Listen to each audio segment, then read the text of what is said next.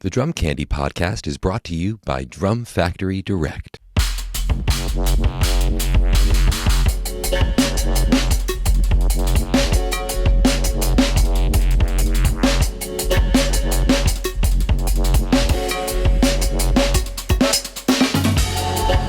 What's up, everyone? Welcome into episode 8 of the Drum Candy podcast. This is your host, Mike Dawson. I'm coming to you from Drum Factory Direct in Pittsburgh, Pennsylvania. Thank you all for listening to the first 7 episodes. The reviews and comments and likes have been great. Much appreciated. And if you have any suggestions for future episodes, including a guest you might like to see on the show, shoot that over to Mike at drumfactorydirect.com. And also you can drop a DM on the Drum Factory Direct Instagram page, which I monitor daily. All right, so this week I am sitting down with my good friend Jefferson Schallenberger, the founder and master builder at Sugar Percussion. I met Jefferson many years ago when he sent me 3 snare drums to review, and I had to tell you they were some of the most beautiful, gorgeous drums I've ever seen in my life. Inside and out, everything was about them was just absolutely perfect, and then when I played them, they sounded incredible. So Jefferson is, in my opinion, at the top of the game. He's reinventing what you can do with a stave shell design, which is a wine barrel style where you have vertical chunks of wood glued into a circle and then milled down into a drum shell. Traditionally, I think of stave shells as being kind of a harsh, aggressive sound, very loud, appropriate for playing live. But Jefferson is reinventing that. He's getting some very warm, very natural, pure, full. They're great in the studio. So I'm going to pick his brain about just his approach and philosophy on building drums. And I had the good fortune last year before COVID, actually it was February, right before everything shut down, to go out to his workshop in Santa Cruz with a few other folks and actually build a snare drum at his shop. It was pretty life-changing experience. So I have that drum and also have one of his 5x14 painted poplar snares. So at the end of the episode, we're going to demo both of those drums. But for now, let's get to the interview with Jefferson. He hit me with some news I didn't know that he had moved. So let's start there. Here we go. Enjoy the show. All right, I'm not going to mess around. Jefferson, you just surprised me. You're moving to Portland. What is going on? Welcome to Drum Candy. This is a show where we talk about gear and we act like grown children and geek out over gear. We don't talk about gear. You just left Santa Cruz and you're in Portland. What is going on? I've been waiting 10 years to move to Portland, waiting for my kid to finish high school and no longer need California. And she did it. So now I don't need it anymore either. So what do you do with all your tooling? It's in transition. It'll be 6 months to a year before we're fully up here. So I go back and forth. I bought a building. Because I bought it, it's grim. So it needs a lot of love. And it'll be 6 to 12 months before it's ready for tools to show up. So I'll go back and forth, do a couple weeks of remodel, then go down and do drum building, come back up, and yeah. Okay, so it wasn't like you closed up shop and now there's no more Sugar Percussion drums available. Everything in Santa Cruz is still running. Noah's still there, and I'm back and forth. Nice. So is it the space wise? I assume it's an upgrade or similar. Why'd you settle on this space? If you concentrate into the future, it's going to be an upgrade. Mm-hmm. Currently, it looks like barely a lateral move. The space will be better. It's 800 square feet more. It's going to be good. It's wide open. A lot more room for classes. Not that I would ever teach another class after you came through. Hey, we'll get to that. Those are shut down indefinitely. It's great. And it's not in Santa Cruz, which is the greatest part. Okay. And it's Santa Cruz. For yeah. So is that where you're at right now? What is this? Your office? This is my office / drum room / whiteboard full of all the shit I need to do / mega desk that just went in. Nice. Yeah. So this will also be the drum room. I soundproof this room so I could have drums set up, and if people ever visited me again, they could play drums in here. Nice. Yeah, it looks like you're about to teach a class on, I don't know, cooking or something. I'm not sure what you're going to do in there. Insert popcorn into microwave. So it's a shop with an apartment above it. There's a tenant in there now. I'll eventually live up there, but I carved a living space, a kitchen, a bedroom, a bathroom, and an office for now. And that's home base while I work on the shop. So you own this place? I do, nice. Which is still weird to say. Congratulations. Years old was a great time to start, I don't know, trying to move up in the world. Yeah, by the way, happy birthday, everyone. Go to Sugar Percussion's Instagram page and wish Jefferson a happy belated birthday. I won't say how old he is, but he's always going to be older than me. Let's just put it at that. You better do it quick because I'll probably only be around for another couple of years. The twilight years are upon us. This is midlife. We're fucked because I don't want to live that. All right. So now I'm going to get to my questions, the formal questions. Please no gear. Yeah. Go ahead, whatever you want to talk about. It's just nothing about drums or drum building. Definitely nothing about snare drums. Okay, so I'm asking everyone this, how have you, you've made a huge business and personal change, but how have you been dealing with the past year creatively and also with your approach to the business? What have you had to do to kind of keep things rolling? Turns out professional woodworking is not dissimilar in a pandemic than it is in normal times. My life is, I got off pretty easy. As far as personal and work and just sort of what my world looks like, it's not that much different. We're a hermetic breed. I wake up, go downstairs, spend the day in the wood shop. I could never know that the entire world is melting outside, other than the hit in business, which there were a couple months where it just kind of dried up, sort of stopped as everyone was figuring out how bad this was going to be and for how long. Mm-hmm. And then interestingly, it shifted from working musicians to people that had actual jobs and were stuck at home and were miserable and wanted home to feel better. So they were asking for the grace from their spouses to let them buy drum sets and make them more cheerful. So I've been making a lot more during this time for people at home.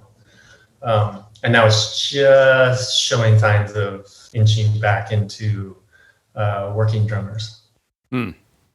Yeah. Was it more kits? Is it mostly snare drums? More kits. Yeah, a lot more kits this year. Turns out if you have a real job, you can afford a whole kit. Yeah, they're not really that expensive. Yeah.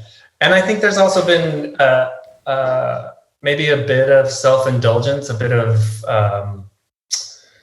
sort of the fruit of feeling lucky to have work. I think there's been an added preciousness to employment this year. And so maybe some splurges on oneself. And I've been the bearer of that, I've gotten the fruit of that. Yeah, it's been interesting. I like I said, I got off easy. We did take a hit, but I didn't worry about whether I was going to eat or pay rent, which is way past what most people were fearing. Yeah. So early on, you made a brilliant decision to start making drums to then raffle them off for fundraisers. Brilliant? Is that what you're calling that? Yeah, I think it was brilliant. I don't know if it did create tax nightmares for you, but I thought it was a brilliant way to this is what I do, and how can I then help this community that's suffering? Pretty brilliant. And when I saw the numbers, you raised a lot of freaking money building snare drums, dude.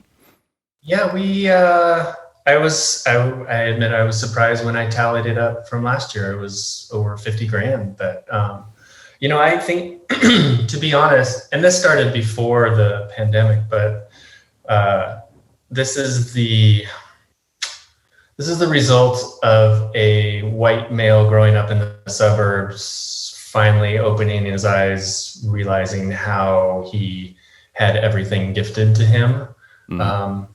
And I processed the guilt of that in maybe not the healthiest way, but instead of therapy, I built drums and gave them away.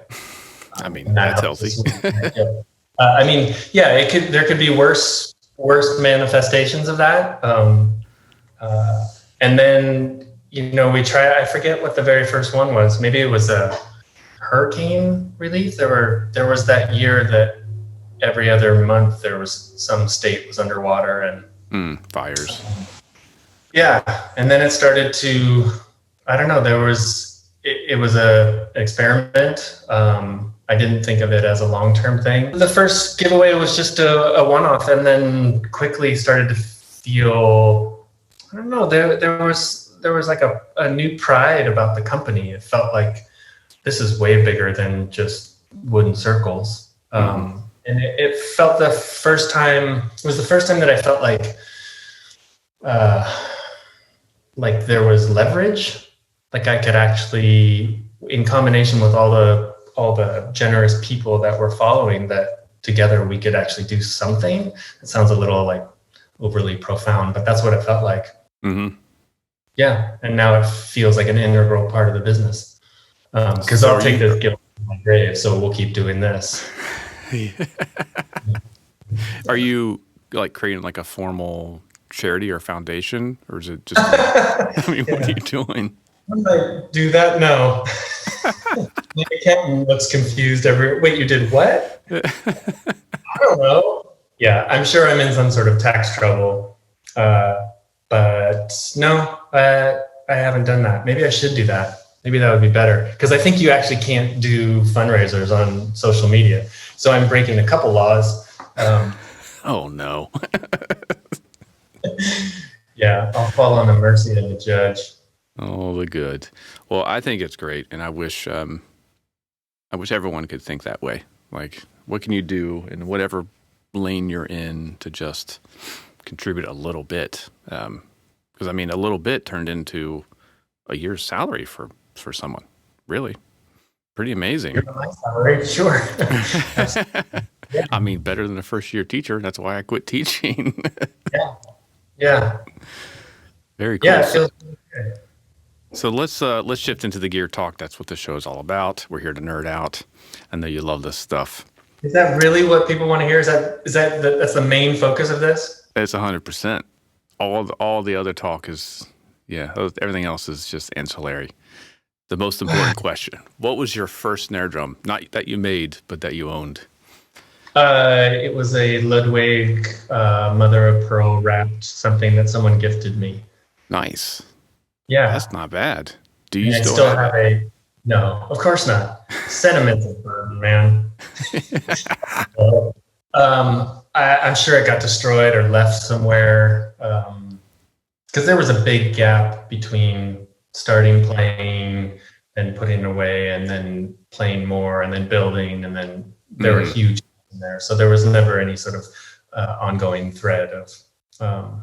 but yeah, it was a boyfriend of my mom's that I think he was trying to impress my mom, and he gave me a snare drum. Not a bad first gift. And then she dumped him, is that what you said? 86 the dude, we got the drum. So you'll thank me for this. You really want to impress her? How about a whole kit? Yeah. So then when you got in the drums, you left drums. When you came back, what did you get? What was your instrument that you played?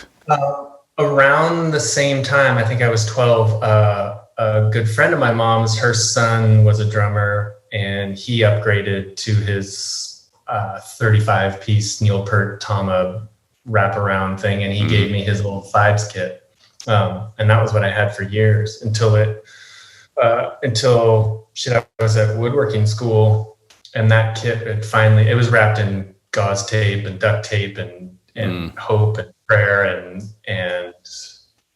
I had some extra time at woodworking school, and so I decided to make new shells, and then ripped all the hardware off of it and put that together. It was a piece of shit. I wouldn't jack my car up with that kit. Which kit? The first one you built or the Fives kit? No, well, the Fives kit at the end of its life and the first kit that I built. Yeah, they were equally crappy. That was a lateral move. So what was your biggest mistake with that first kit? Education? One way. Yeah. What was my biggest mistake? I don't know. I don't know. I mean, they were circles. I don't know why they sounded so bad. What were they made of? Douglas fir. It was a wood that was around. Yeah, it was pretty. I mean, I didn't know a thing about a bearing edge or a shell thickness or a whatever, or shit, I didn't know how to tune a drum. So maybe they were great. Who knows? Yeah. But it planted a seed. That seed wouldn't bear fruit for another 5 years. It got put away, and then I had to go to work and start a business. And it was another 5 years before there was enough free time to sort of re-explore. And then I built a nice one. And then I built one for my brother. And then I, as entrepreneurial endeavors go, you build shit for yourself, then you build shit for family at 1/100th the price it's worth. And then you get that first call from someone you don't know. It's like, wait, you don't know my mom? Great, this is a business. That's how it works. Yeah. So you went right into building kits. You didn't start by let me try a snare drum. When I finally, I built that one for myself, that one for my brother. And then when I finally, it was sort of off hours working on it. I spent about a year doing, I guess what you would call R&D. And I just grabbed every piece of wood that I had in the shop and built the same size snare drum out of it. Different thicknesses, different woods, different heads, different hooves, different whatever. And sort of trying to find my way to what sounded good. And I had been milling wood for an acoustic guitar maker at the time. Sorry, you've heard all this. This is my one spiel that I have. You heard it all at the snare building class. But we used to talk about why this wood for this guitar and why this wood for the backs and the tops and the sides. And then I started making these snare drums, and all of that information was coming up. And so I was exploring that. And then out of, 50 woods, I had about 5 to 10 that were stuff that I could get good stock, stuff that was sounding good. And then I went to explore that more before I ever sort of hung out a shingle for business, I imagine you got pretty good source where you're at now. Yeah, I've done sort of rudimentary exploration, and it looks pretty good. You can't swing a dead cat without hitting a woodworker in Portland. So I would think, there are supplies, yeah. So are you going to be, because I think of what is your core palette? It's the Yellow Alaskan Cedar, Cherry. And mahogany. Mahogany. It used to be ebony, right? No more of the ebony. It was too ornery. It was really unstable wood, and we had some cracking issues. So I shut that down, which is too bad. It was great stuff, but it was unpredictable. The cherry, mahogany, and the Yellow Alaskan Cedar is your kind of trio. Are you so I'm closer to Alaska, so that I've cut some of the The rest you can find everywhere. So, yeah. And then there are a couple others. I was at the lumberyard here the other day, and there are a couple others that I hadn't seen in a while, or at least down in California. So that'll be fun to explore some more. Nice. And you also, I guess, you added poplar in the recent years as a somewhat regular. That you can find everywhere too. Any other species that are you're always going to have them? Walnut? Walnut's not a very straight growing tree. So in order to get straight grain, I need to buy 2 to 3 times as much just to harvest the good stuff.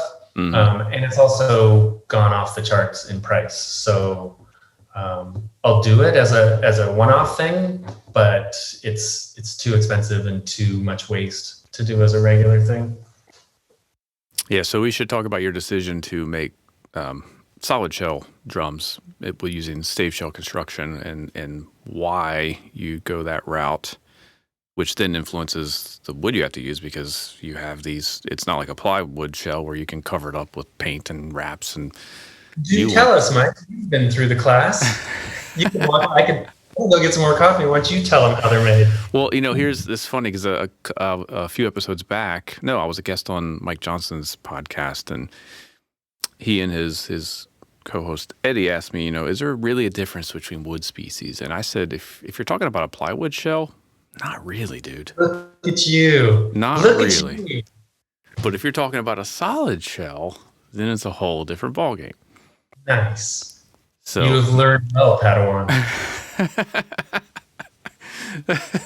So, yes, please give me the truncated story of why you use, or not the truncated, the full story of why solid shell construction is your method of choice. I don't truncate well, as my daughter would attest to. I started with the stave because it made the most sense to me. I think most people building drums were drummers, and then they learned how to do woodworking in order to build drums. Whereas I had already learned woodworking to make furniture, and then I decided to make drums. So I already had a tool set, a vocabulary for woodworking, and then looking at what there was steam bent, saw hollowing out a log, plywood, stave, and stave made the most sense to me with what I knew how to do in a wood shop. The world certainly didn't need another plywood drum maker. I couldn't make anything better. It also requires a bunch of machinery. The steam bent, I felt like after Craviotto, why would anybody else do that? The hollowing out a log seems like a terrible idea from a woodworking standpoint. You take something that has learned to be at rest, and then with a bunch of tension in it, and then you take out 90% of it and hope it stays in a circle while you beat the shit out of it. It doesn't really seem, at least with where I'm coming from, that seemed like a bad idea. So then staves made sense. So and why it was the is thing how to do in a wood shop that, like, I've said this before, it's the drum making is the simplest woodworking I've done. It's not a hard thing with what I was trained to make at school. Making a circle is not hard woodworking. So that part was easy. It's like how well can you make a circle was sort of the endeavor. And how can I make it that where it doesn't look like a circle, or it doesn't look like it was made of pieces? How, which species will speak well in this particular format, or, that kind of thing. And then that led to all the investigation with the different species. And then the cream just sort of naturally rose to the top. Yeah, that's pretty truncated. That's pretty darn good. So what is it about the way that shell is configured that you feel makes it resonate the most purely and naturally for that species? I think for me, it's just getting out of Mother Nature's way. I feel like all the work has just been done, and we're just trying not to fuck it up. And the best way to do that is to make it as well as we can. I think the wood gets to act like it wants to act if it's not in a tweaked position, if it's calm and at rest. So if I have a bunch of pieces and they're all twisting and I clamp the shit out of it and pray with glue that it'll hold it together, it's like it's a tense system. And I don't think the wood gets to sort of naturally do what it wants to do in that arrangement. So if by milling all this wood into the number, you remember this from the class, like all the pieces need to be just sort of lying there limp and straight and calm. And when you put it into a circle, it's not fighting you. So that circle is at rest, and it's the closest thing. I'm trying to take, we get the wood in rectangular form. I'm trying to turn that into a circle without having to really over manipulate it. So it's just a matter of, I don't know how better to say it than a circle at rest. Then the wood is going to act like whatever that wood wants to act. And then you get to exploit the differences. And that's why a lot of the plywood shells, it doesn't matter as much because you have all that glue in between the plies. It's still solid wood. It's just really thin sheets, but with every thin sheet, you have a layer of hard glue. And so that wood doesn't get to really act solely like it is. It's acting like itself plus glue, plus another ply, plus glue, plus, so we're just trying to let the wood still be wood, just put it in a different shape. Does that make sense? It does. So anyone listening doesn't know what a stave shell is. It is blocks of wood that are like a wine barrel. Yeah, like a wine barrel. So they're vertical. So from top to bottom, it's a block of wood, and then they're arranged in a circle. So you're not twisting the wood in any way. No, it's just math. You're just cutting angles. And so when you roll them all up, it makes a circle. Yeah. So have you ever, I don't think I've ever seen you experiment with mixing woods in one shell, like cross. No, and I've been asked, when I learned woodworking, they taught us how to be snobs, and that was not a hard sell for me. You might imagine. And I saw so much dog shit woodworking with high contrast, really showy wood displays, and it was always trying to mask poor woodworking. So I've got some association in my head with if it's a black, white, high contrast, eye popping thing, something's being hidden there. I don't necessarily believe it's true, but something goes off in my head, and I have a sort of a repulsion to that. So that would be the long-winded way of saying no. Okay. Okay. So I can't break that association. Yeah. So I got to test your drums before I really knew you. And then I got to come to your shop in Santa Cruz and spend a few days with you and make a drum and kind of experience your process in the flesh. After then we became friends and I got to know you. But even from that first impression, I think you sent me 3 snare drums. I've never seen a drum that had so much attention to the details that no one else thinks about or looks at or thinks is a contributing factor to the instrument. Like making sure the inside is just as beautiful as the outside, making sure the vent hole doesn't have any jagged edges. Do you want to hear a funny story? Yeah. Yours was going to be the first review of our drums, and we measured the distance from the corner of the box to the edge of the tape, so they matched on both sides on every box. We were, I went so deep, like there is no fucking way I'm going to give one thing for this guy to say anything bad. We measured the tape. That's what we care about. That's why I love you. The distance for the little S circle in the corner off the corner. So I had a little square and I measured it on all of them. Go find those boxes. Holy down to cow. the And I'm going to tell you, it translated, dude. Like it's the stuff that that stuff translates. And then when I took the instrument out and played it, it was like, this is an absolutely flawless instrument.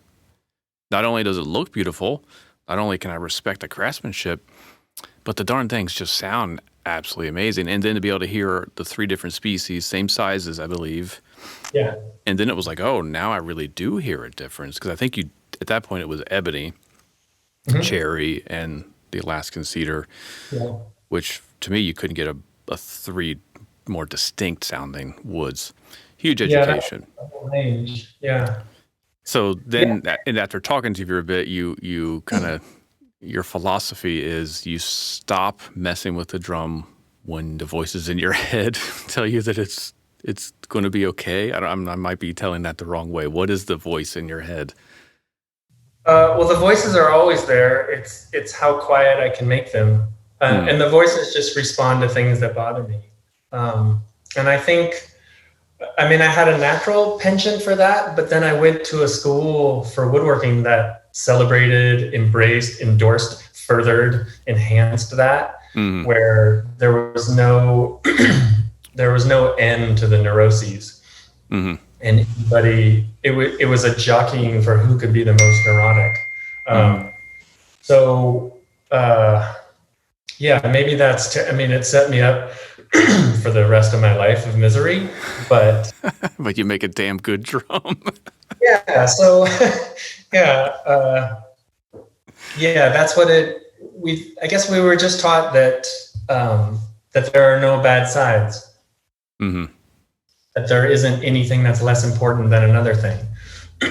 And I think also, that got embedded at the beginning of woodworking, but then when I jumped to drums, the first thing I did was go to whatever nice store was around and pull all the $1,000 snares off the wall and start examining them. And some of them were beautiful on the outside, and then you flip them over and it's like, oh man, it's a freaking cigarette button there, or like 20 more minutes, this thing could have been just as pretty on the inside as it was on the outside. And that really bummed me out because past a certain money threshold, there shouldn't be anything that was, they were charging enough to do a nice job. Why did they not do a nice job? So yeah, there really isn't any part of the entire process that matters any less than another. And that just got instilled early on in this career. So, and now if, there are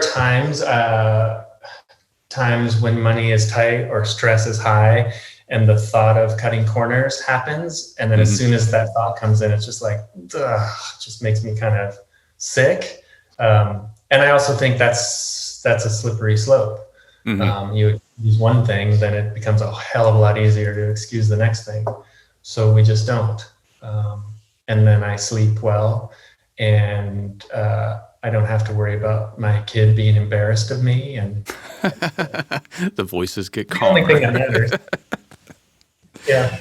So is drum building similar to being a performing artist, where like some days nothing is right? Like there's just some days where everything I play is just garbage, and maybe it's just a skewed perspective because I'm tired or tired of myself. But it's definitely real. Where days I'm like, I cannot make a good sound on this instrument. Are there days where you just cannot make a drum?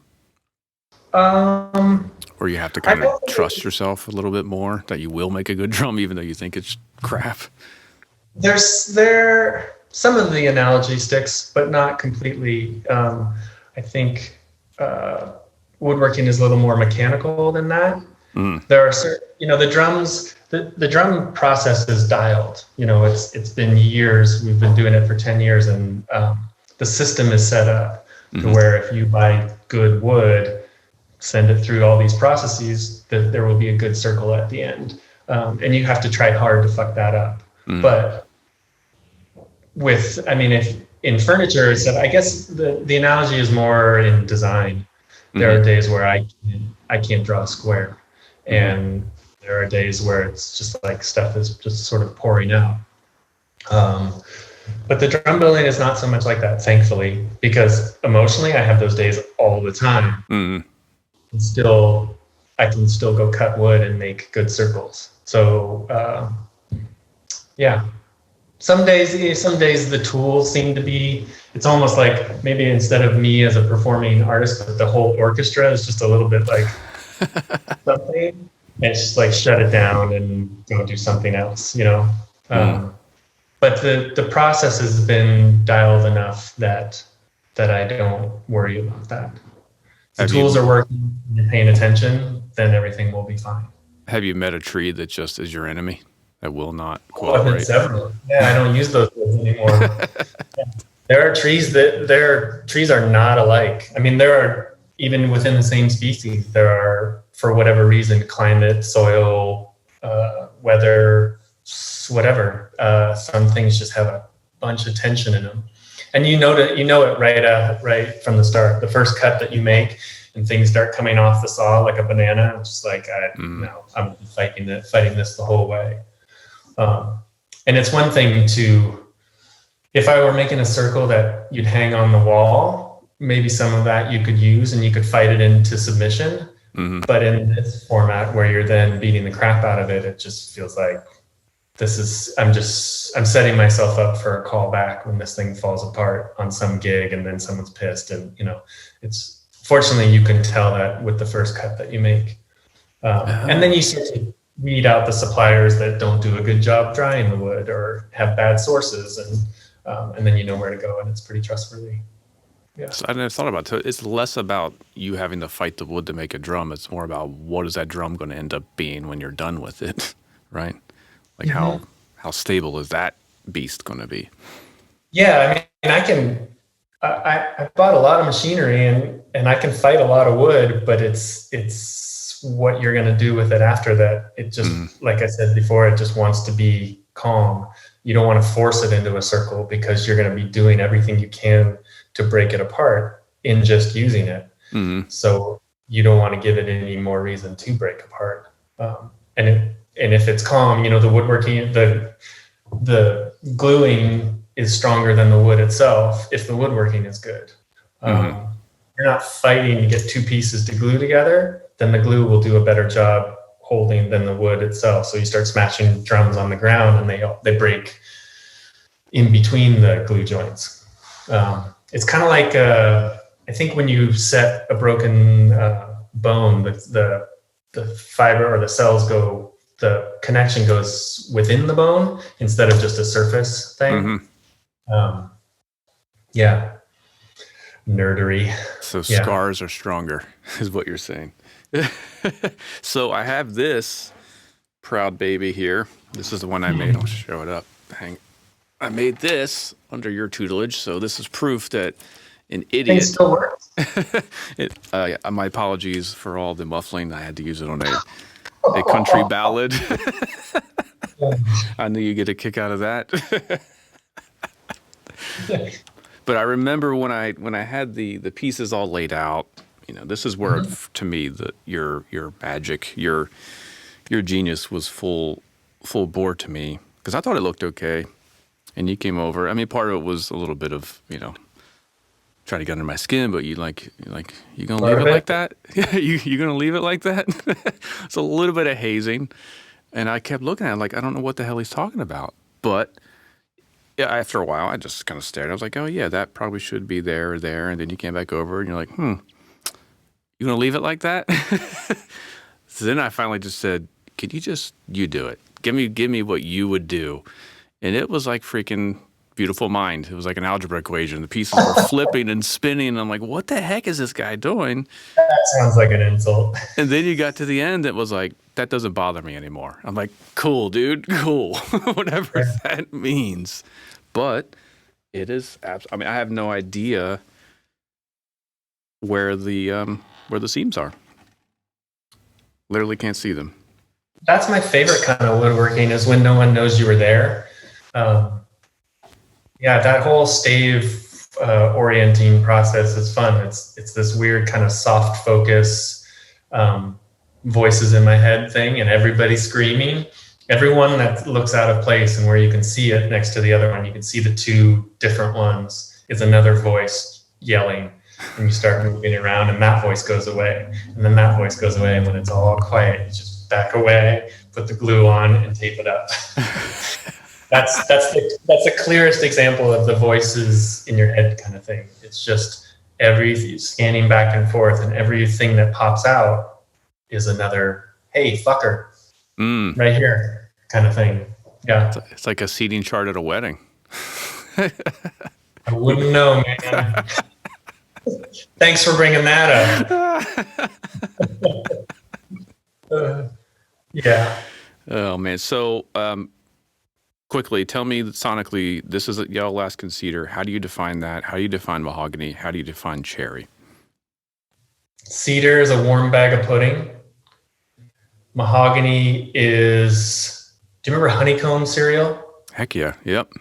Nice. But in the milk for 90 seconds, not fresh out of the box. Okay. Still some crunch, but some mush inside. And then cherry is more like a bowl of hard candy.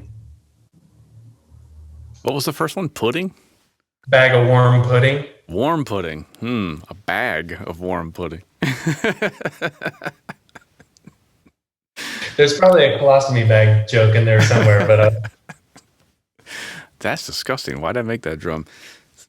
So at the workshop, hopefully you're going to be able to do these again once everyone gets vaccinated and we come out of this craziness. But the first step for us was to just hit drums. And how many people were there? 5, 6 people. We all agreed that the Yellow Alaskan cedar was the most definitively different sounding of the three. It just, maybe not even sound, it just felt different. You can definitely feel it. An hour on that is different than an hour on a cherry drum.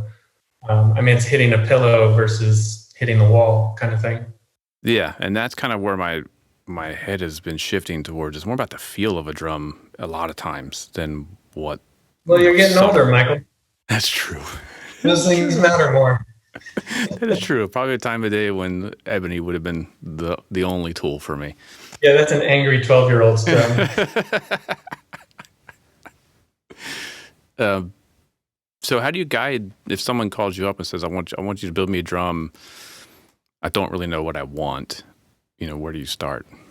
I ask for, sometimes I ask for them to describe the sound they're looking for, but use food. That's something about the food analogy makes sense to me. And whenever I describe it, that's my go-to. Sometimes I just tell them to give me 3 adjectives. Sometimes I tell them to send me a recording of something they really like. I could list off the attributes of each of them, but those same words mean different things to different people. So I'm trying to get them to say something, and then I can fit in.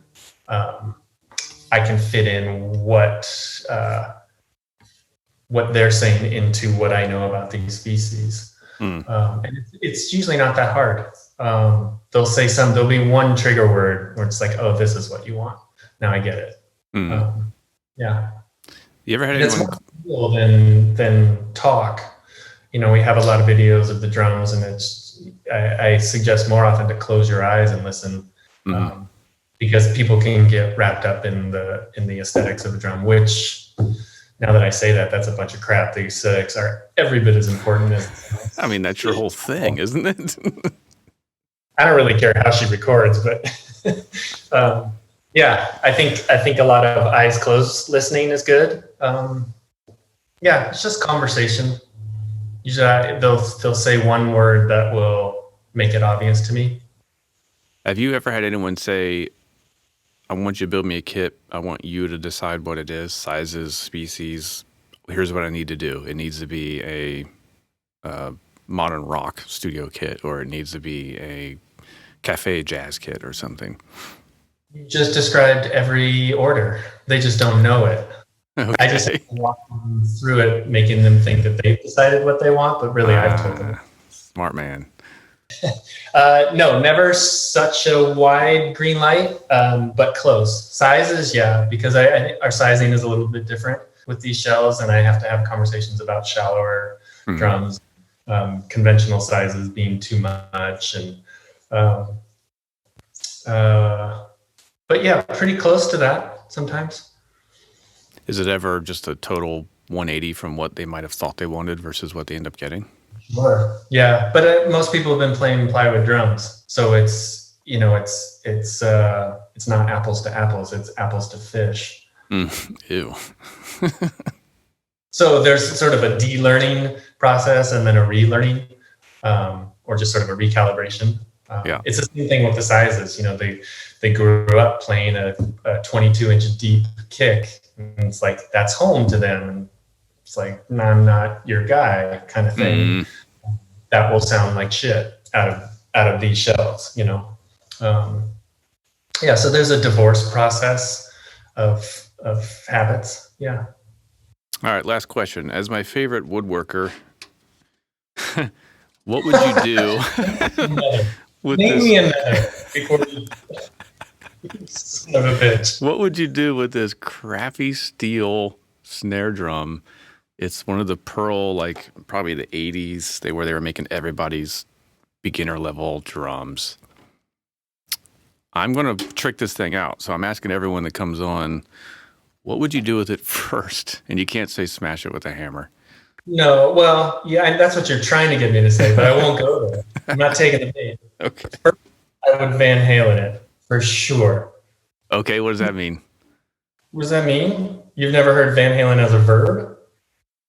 I mean, black dot? No, paint it. Oh, paint it. Black dot. What is that? I don't know what that is. Paint it. Well, there's nothing threatening about an old metal drum. If it were a wood drum, we'd be talking about s'mores and other ways you could use it. But I would definitely Van Halen it. I'd probably chuck it across the room, give it some street cred. Beyond that, if it's round, it should be fine. You can make a pretty, I know this is counter to business, but you can make a pretty shitty drum sound good with a couple things. Well, like what? I mean, the Van Halen paint isn't going to make it sound good. What would you do? Yeah, but if it looks that good, it doesn't matter what it sounds like. I don't think you've been listening, Michael. You asked me to come on, and you you got some great questions. You all figured out before. Well, I mean, it should be flat. It should be round, and there should be some snare beds, which might not be there on a $30 drum. True. And beyond that, I mean, how much lipstick do you have for that pig? Everything. We got every lug, every hoop, every wire, every head, every throw off imaginable. There's nothing I would do. I would eBay it for the $40 you'd get and start our new payment plan that we're offering. You could email JS at Sugar Percussion. Well, I have your attention. If you could just... So you would examine the structure, like maybe bend the shell a bit if it needs it, or file in some snare beds if it needs it. I mean, there are a couple crucial things. Are the things never going to sound right? It's got to be round. It's got to be flat, and a bearing edge that isn't jagged. It's got to be smooth, flat, and round. Without that, it doesn't really matter what you do. Have you checked those things, Michael? No, I haven't. It literally was sent to me as a kind of a gag gift from a friend, and I haven't touched it. It's just been here. It sounds okay, but I mean, it detunes. The throw off sucks. So I just wanted to see if I could get it any kind of working condition. If not, certainly you could throw better hardware on it. But if it's detuning, then it's probably not flat. Okay. I don't know. I mean, I have a bunch of tools at the shop that are perfectly flat that you can put it on. You can get a piece of glass. Mm-hmm. That's this easily accessible flat material, like 1/4-inch glass, and stick a flashlight in it and put it down there and see if light shows up in different places. Okay. Do you know what it's made out of? Is it aluminum? This is steel. It's old steel, just a rolled steel. It'll be harder to sand flat, but you can do it. If it's way out, round the bearing edges, see if it's round, check dimensions this way, and yeah. I've never heard of a shell detuning because it's not flat. That's a new one. You just it's under different. The head's not. It's let's see. It's the same as that circle at wrestling. It's like you're twisting something and then beating on it and hope it moves symmetrically. I mean, if you tune it and it's flat, as it detunes, it should detune equally, you know? But if one you had to crank because there was a dip in the shell and you needed to get the same amount of tension at that point, and that one's way more under tension, then things are going to move independently. And you can get it to tune, but then it's going to slip out. Yeah. That would be my guess. I'm making all of this up. I don't really. Last question. All-time favorite snare drum sound on record. Don't think about it too much. Really? Yep. This. Yep. And you can't say John Bonham. I don't think you would, but you can't say John Bonham. Whitesnake, Thrill of the Night. Good choice. Yeah. Perfect choice for a... Naughty. Yeah, Tommy Aldridge. But part of that sound was the flip on the snare hit, something that I have a personal envy for, so that could be influencing my decision. Loudest drummer I've ever seen in clinic, I will say. Yes. Without a doubt. Well, Jefferson, thank you so much for spending time to sit down with us. Hopefully you'll get your workshops happening again so listeners can come study on you for the few days and walk away with a drum that you will definitely want to be buried with. If you're interested, or buried in, get a big enough bass drum, get buried in. You mentioned it in passing, but you do offer a very cool payment plan. So if anyone is interested in purchasing a Sugar Percussion drum, no interest payment, right? It's just a layaway sort of plan, or do you get the drum and then pay How does it work? No, you make the first payment and then you're in the queue and the drum ships as soon as it's ready. Most people have made 1 to 2 payments before it ships. Yeah. Great. So how they reach you? My mom's phone number is, it's all on the website. I think there's a phone number and an email there. Okay. That's the best one, because all the videos there, all the everything and more that you could ever want to know about me and my family and the woodshop and the dog is all there. Great. So go to sugarpercussion.com, place your orders now. If I'm going to tell you to get anything, it's the Alaskan cedar, but you make your decision, but get the Alaskan cedar. It's up to you though. And yeah, so I'm going to bring you back on because we didn't even get into one topic I wanted to talk about, which was hoops. We're going to talk about that later because I like your philosophy on choosing hoops. So if you're willing and able, I'll bring you back on when we deep dive into hoops. Big ass, Michael. It's really hard. If not, I'll just plagiarize and just tell your philosophy to everyone. You'll be the first. All right. Thanks, Jefferson. All right, man. I hope you enjoyed my chat with Jefferson.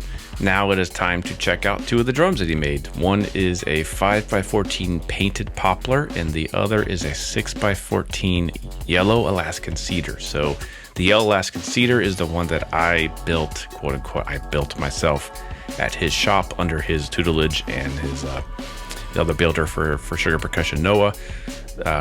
We had our hands on pretty much the whole process. Definitely Jefferson helped me make sure I didn't screw it up. So what we're going to do is I have both of the drums, believe it or not, they are tuned identically to start at what I think of a medium tuning, medium high maybe. So it was a C sharp if you use any kind of pitch reference around the tension rod. So the overtones by the tension rod was a C sharp, and then above that on the bottom was a G. Both drums started exactly there. Even though the perceived pitch ends up being different, the cedar sounds deeper. So what I did was I chopped it up. So we're going to do the medium tuning for the 6x14 yellow Alaskan cedar, and then we'll go to the white painted poplar 5x14. And then after you hear those tunings, I crank each lug up. I think it was a half a turn on each lug. They're both 8-lug drums, so the adjustments should have been even. I did a half turn on every lug, and then the same thing. You'll hear the yellow Alaskan cedar first, and then you'll hear the painted poplar. And then I took them both down 3/4 of a turn, kind of medium low, kind of fat and sloppy. And I also loosened the snare wires 1 click on the trick throw off. It's a 3-position strainer, so I went from being fully tight to the medium setting. So anyway, check them out. It's pretty interesting to hear these 2 drums. I mean, it's not a true apples to apples because of the depth difference, but you can still kind of hear the difference in tone, I think, of what the cedar does versus what the poplar does. Make your own opinions on which one you like best. They're both amazing. They both still have a very, very sensitive, very smooth sound. Great feel under the sticks, which obviously you can't hear. So if you get a chance to put your hands on some Sugar Percussion snares, please do. And I think you're gonna find them delightful to play. So these are both first choice studio drums for me. I use the painted poplar, usually tuned higher for more of a funky sound, and the cedar has been really working great in that low kind of punchy sound. It takes muffling really well too. In both of these clips, there is no muffling whatsoever. And the microphones, I'm having a mono overhead. It's a Mojave tube condenser overhead, a Mojave large diaphragm condenser in front of the bass drum, and then I have an SE Electronics snare mic on top and bottom of the snare, and that's it. And 2 room mics, 2 Audio-Technica ribbons are out in the room, and that's it. Very minimum effects processing on the recordings, just typical EQ and light compression that I would do on any recording.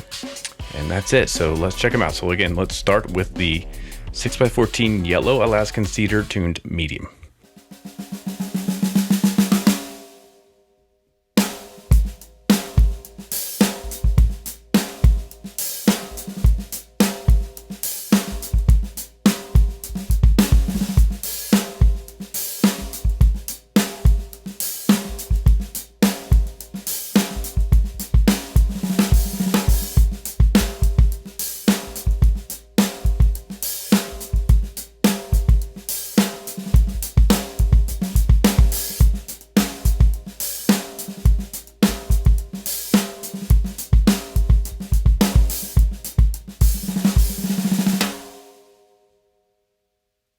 Okay, now here's the 5x14 poplar at the exact same tuning.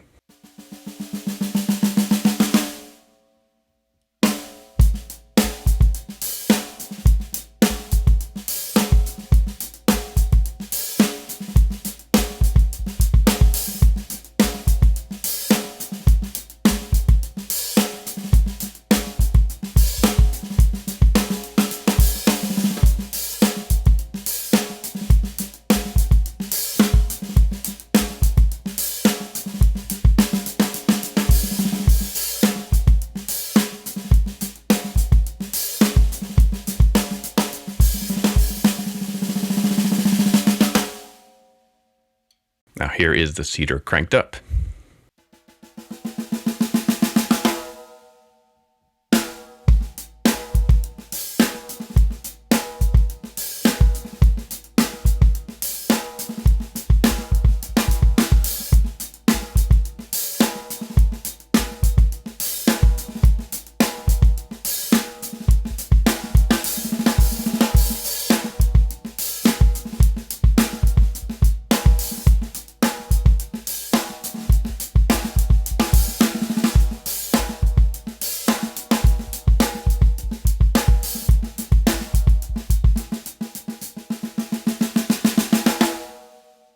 And the painted poplar cranked up.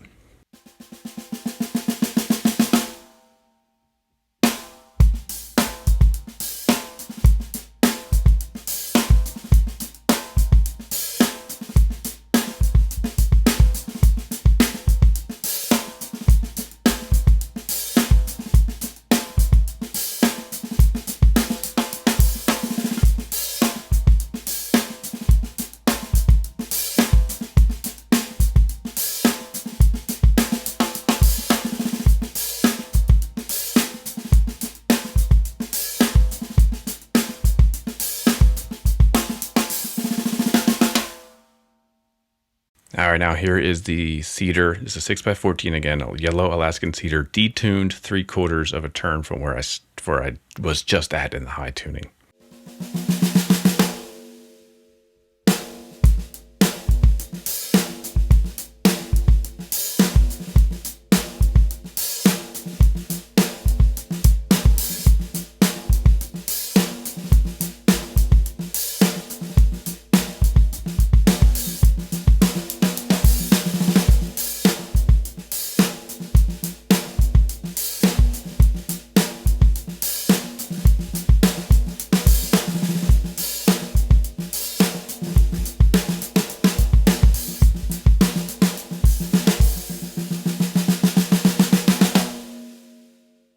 And I did the same thing with the 5x14 painted poplar, medium low.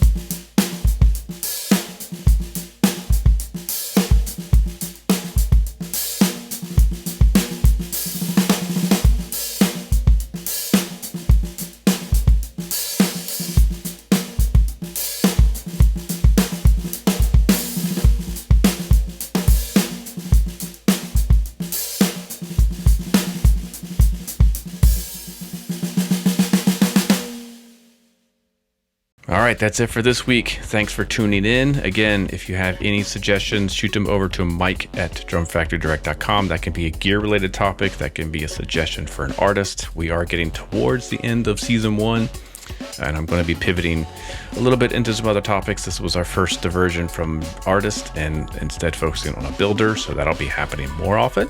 And I've got some other ideas coming. So if you don't mind, please review this show on Apple Podcast or wherever you get your podcasts. Give us a 5-star rating, drop a review, share it with your friends, share the social media posts. Anything we can do, get to spread the word to make sure every drummer knows this show exists, because we're all drum nerds and we all love gear. All right, so we'll see you next week and have a good one. Thanks.